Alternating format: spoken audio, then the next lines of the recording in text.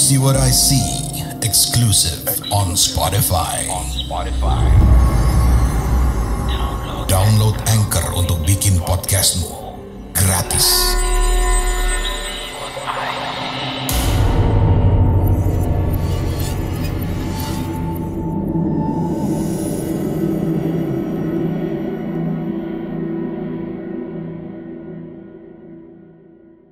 Oke, jadi sekarang aku mau menceritakan sedikit pengalaman aku yang mungkin nggak aku alami secara langsung, tapi aku sempat terlibat di beberapa kejadian tersebut.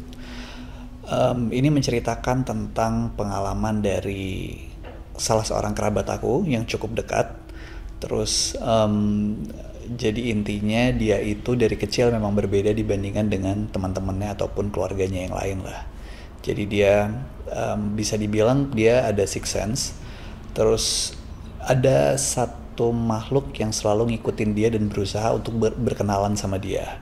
Tapi anak ini sama sekali tidak mau untuk membuka diri dan berkomunikasi dengan makhluk tersebut. Sampai akhirnya dia dewasa. Semakin dia dewasa, makhluk itu tuh semakin berusaha untuk berkenalan, untuk berkomunikasi dengan dia. Dan memang di usianya tersebut sekitar mungkin kayak 19-20 tahun itu, gak tahu kenapa tapi sixth sense-nya dia tuh semakin tajam dan semakin mengarahkan dia untuk membuka pintu atau dimensi untuk bisa berkomunikasi dengan pengikut yang semakhluk yang suka ngikutin dia itu. Makhluk ini perempuan dan gaya pakaiannya tuh cukup unik ya kalau menurut orang-orang yang bisa melihat. Jadi dia itu pakai baju bunga-bunga, rambutnya panjang. Jadi kalau yang kita kenal selama ini kuntilanak itu menyeramkan dengan baju putih panjangnya, dengan mukanya yang tertutup rambut mungkin, atau dengan darah-darah dan lain-lain. Agak unik dengan makhluk ini. Rambutnya panjang banget sampai ke lantai, tapi dia pakai baju tuh bunga-bunga. Terus selalu ngikutin kemanapun kerabat gue ini pergi. Sampai momen dimana kerabat gue ini mau menikah, menemukan seorang laki-laki yang sesuai dengan pilihannya dan dia akan menikah. Itu gangguan semakin terasa termasuk ke semua yang mengunjungi rumahnya. Ya salah satunya adalah gue di sana. Ada satu momen di mana gue masuk ke kamarnya, sedangkan dia lagi teleponan sama cowoknya. Terus kayak dia bilang sama gue gini kayak sebetulnya di sebelah kanan dia ada jendela gede banget gitu. Kayak Mar lihat di sebelah kanan. Terus gue nengok ke kanan, itu ada balkon gitu, terus ada di balkon itu, di atas balkonnya itu ada, di atas railing di balkon itu ada kucing lagi jalan. Gue ngeliatnya karena memang gue nggak tertarik, jadi cuma sekelebat doang sambil main handphone. Oh iya lucu ya, kucing siapa tuh, putih. Terus dia bilang itu bukan kucing. Terus gue kayak, terus apa yang barusan lewat? Jadi mungkin apa yang gue lihat itu hanya kakinya aja atau bagian tertentu yang bukan keseluruhan wujudnya gitu loh. Terus berlanjut lagi beberapa lama kemudian dia packing untuk persiapan pre-wed kalau nggak salah.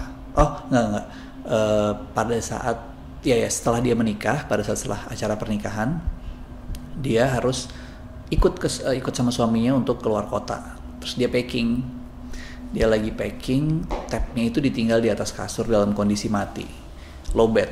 Dia lagi packing, dibantu sama mamanya. Terus kebetulan tiba-tiba si iPad dia itu nyala lagunya The Script yang liriknya itu intinya gue agak lupa sih lagu judulnya itu yang mana, tapi intinya lagu itu menggambarkan tentang seseorang yang akan meninggalkan kita, pergi, terus membawa kopernya dan lain-lain deh dengan lirik tersebut.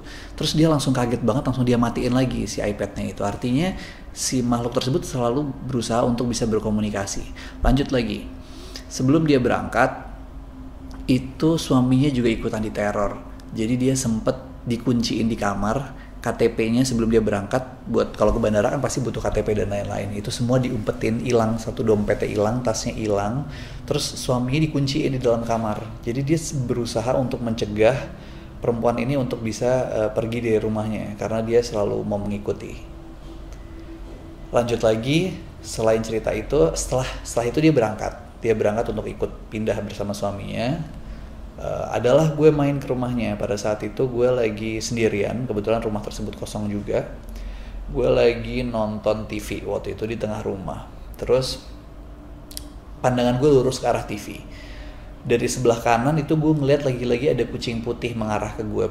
Terus gue biasa aja karena sambil nonton TV sambil main handphone gitu kan, kayak ada kucing mengarah ke gue tapi kayak ya udah dari arah bawah.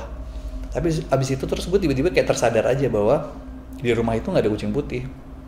Tidak ada kucing putih. Ada beberapa kucing tapi bukan putih warnanya. Berarti asumsi gue itu bukan kucing tapi makhluk yang lagi ngesot ke arah belakang kursi di samping kiri gue. Tapi waktu itu gue masih kayak ya udah aja gitu, masih biasa aja. Terus tiba-tiba sampai ada suara perempuan nangis, itu yang bikin gue kaget banget karena suara nangisnya dia itu bener-bener deket banget sama kuping gue dan nadanya itu nggak bisa gue lupain sampai sekarang.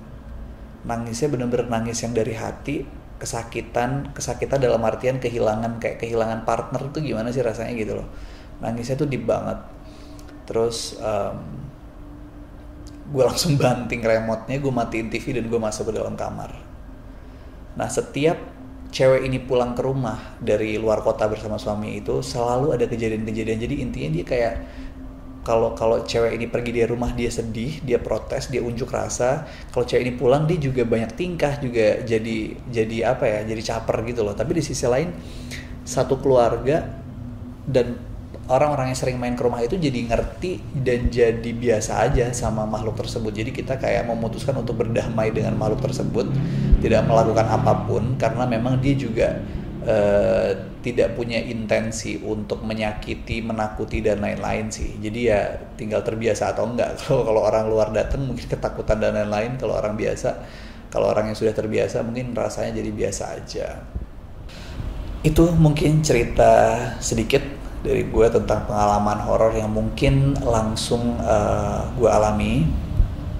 Selain itu, gue juga mau ajak kalian semua untuk nonton Ritual Kanjeng Iblis yang akan tayang tanggal 22 Desember di seluruh bioskop di Indonesia.